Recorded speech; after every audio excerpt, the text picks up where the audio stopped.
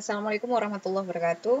Kali ini saya akan membahas tentang pembiasan cahaya pada prisma. Nah, prisma ini bisa membiaskan cahaya.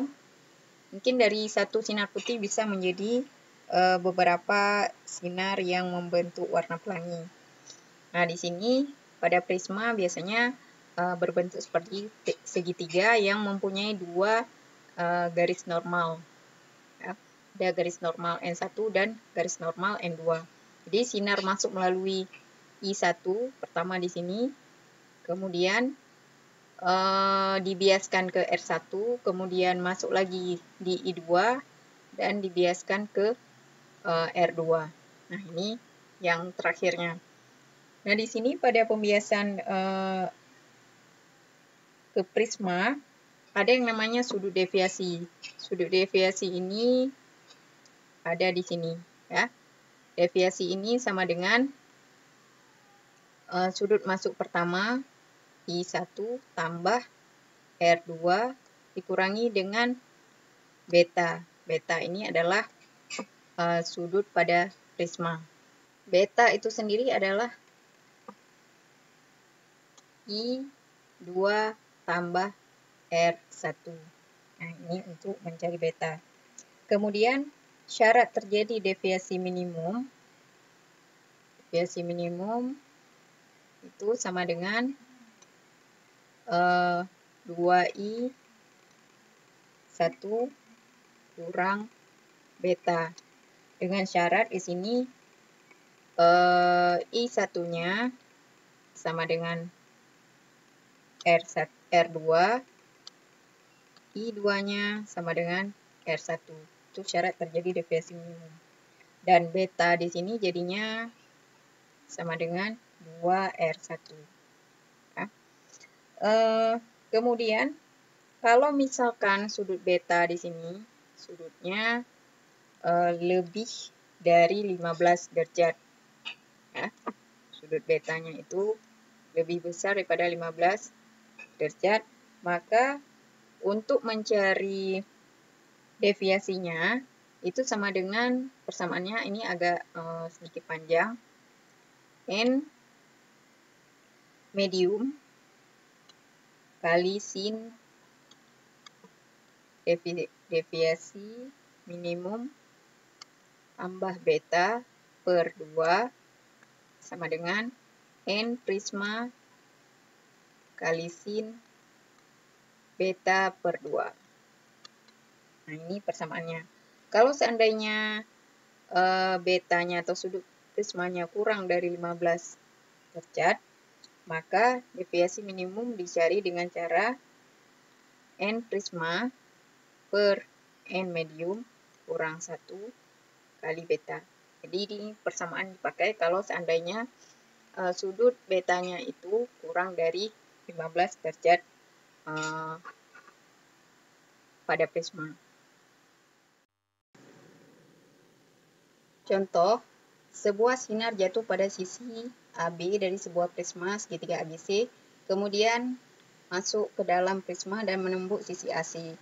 Jika segitiga ABC sama sisi dan indeks bias bahan prisma akar 2, tentukan sudut deviasi minimum prisma. Nah, di sini yang perlu kita garis bawahi bahwa prismanya itu berbentuk segitiga sama sisi. Dengan artian setiap sisinya itu 60 derajat. Maka di sini kita bisa buat betanya di sini juga 60 derajat. Kemudian indeks bias prisma NP sama dengan akar 2. Nah, karena masuk dari udara ke prisma, maka N mediumnya itu sama dengan N udara itu 1 ya nilainya, kalau nggak diketahui bisa buat 1.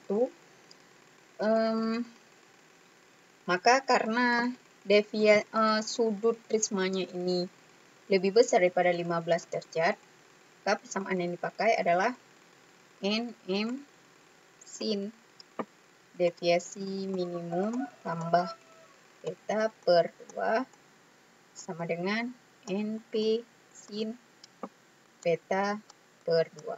Nah, ini persamaan yang dipakai karena betanya itu bernilai lebih besar daripada 15 derajat. Nah, tinggal kita masukkan angkanya 1 sin deviasi minimum tambah 60 per 2 sama dengan akar 2 sin 60 per 2. Nah, di sini angka 2 ini bisa kita keluarkan saja. Jadi, sin 1/2 kali deviasi minimum tambah 60 sama dengan akar 2 kali sin 30 itu hasilnya sin 30 hasilnya setengah. Ya, setengah. Sehingga di sini menghasilkan sin setengah deviasi minimum tambah 60 dengan setengah akar 2 itu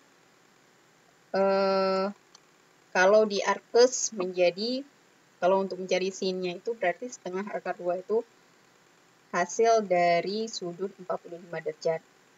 Maka di sini dapatnya setengah kali deviasi minimum tambah 60 derajat sama dengan 45 derajat. Nah, di sini sinnya hilang, ya. Ininya menjadi bentuk derajat. Ya, ini arkes dari sin setengah akar 2. Maka kita dapatkan deviasi minimum tambah 60 sama dengan 2 dikali dengan 45, ini 90. Maka deviasi minimum sama dengan 90 kurang 60. Deviasinya itu sama dengan 30 derajat.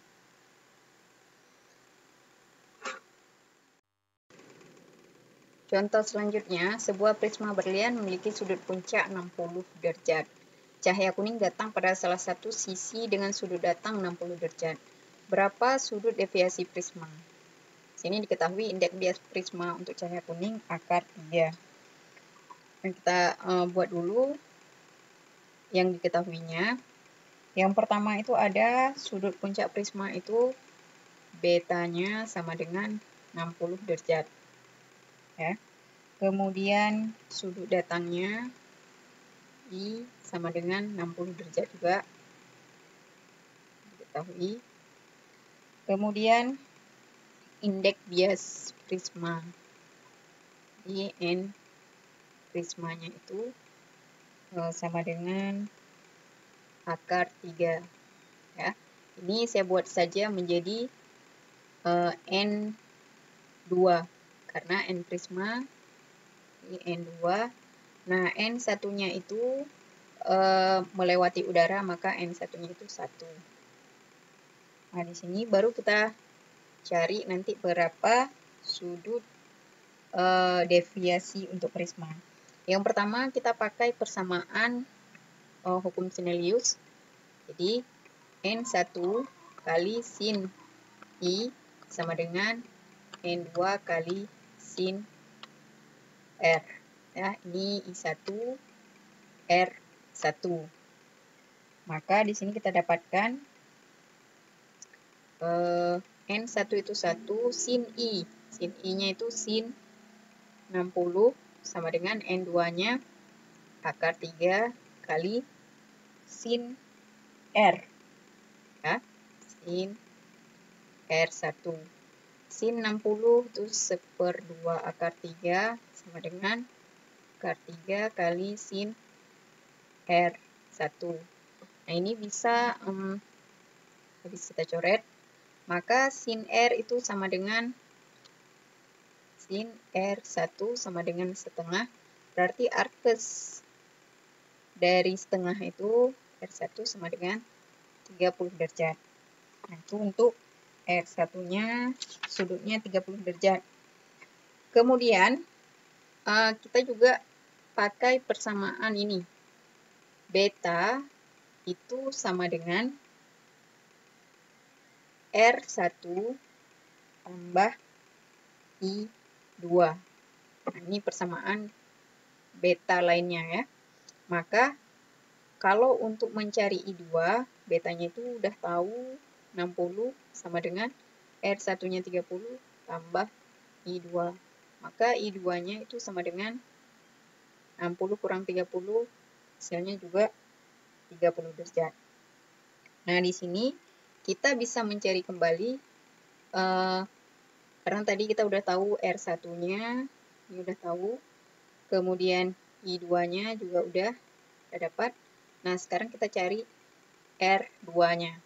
Nah, untuk mencari R2-nya, kita pakai persamaan N2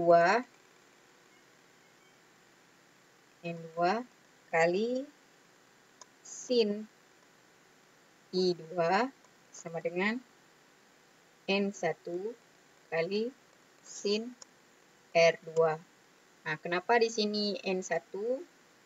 Karena ketika cahayanya keluar itu udah ke udara lagi. Makanya kalau di udara indeks biasnya itu nilainya 1.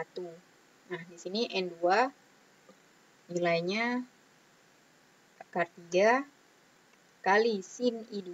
I2 tadi sin 30 sama dengan N1-nya 1 kali sin R2. Maka akar 3 kali setengah sama dengan sin R2. Maka R2 sama dengan arkes dari setengah akar 3 itu sama dengan 60 derajat. Nah, di sini baru kita bisa mencari nilai deviasi. Deviasinya itu sama dengan I1 tambah R2 kurang beta. Nah, I1-nya itu nilainya 60 tambah R2 juga 60 kurang beta. Beta nilainya 60 juga. Ya, semuanya 60, maka hasil deviasinya itu sama dengan 60 derajat. Jadi sudut yang terbentuk pada deviasi di sini itu adalah 60 derajat. Terima kasih. Assalamualaikum warahmatullahi wabarakatuh.